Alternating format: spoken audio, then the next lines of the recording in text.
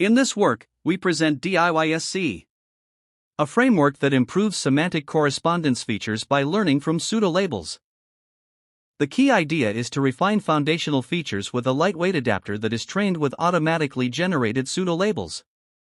The pseudo-label quality is enhanced with 3D pose information and cyclic consistency constraints.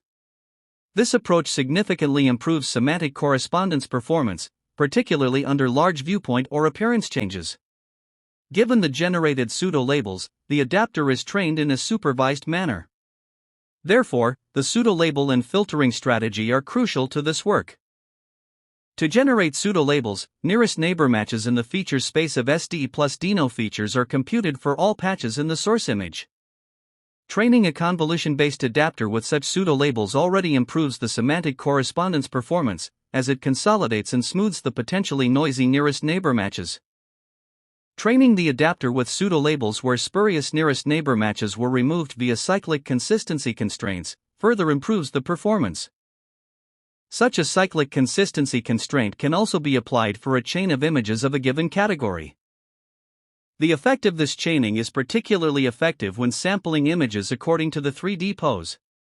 Since the semantic correspondence performance of nearest neighbor matching with foundational features is larger for small viewpoint changes, we sample a tuple of images where neighboring image pairs have a smaller viewpoint variation. This chaining strategy further improves the semantic correspondence performance of the proposed method. Feature ambiguities of repeated object parts are one reason for the limited performance of nearest neighbor matching with stable diffusion and Dino features. To reduce the number of pseudo-labels that represent wrong matches due to feature ambiguities, we employ the spherical mapper in the following way.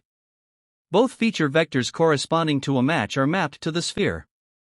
If they are mapped to very different areas of the sphere, this match is rejected and removed from the set of pseudo-labels. This approach further improves the quality of the pseudo-labels, resulting in a significant performance improvement. The qualitative results show that keypoints are matched correctly despite heavy appearance and viewpoint changes. Finally, our weakly supervised strategy significantly outperforms other weakly supervised methods by a large margin. Surprisingly, training an adapter that only refines Dino features and is, therefore, a lot cheaper to compute, achieves a similar performance. DIYSC also outperforms previous methods on the AP10K dataset.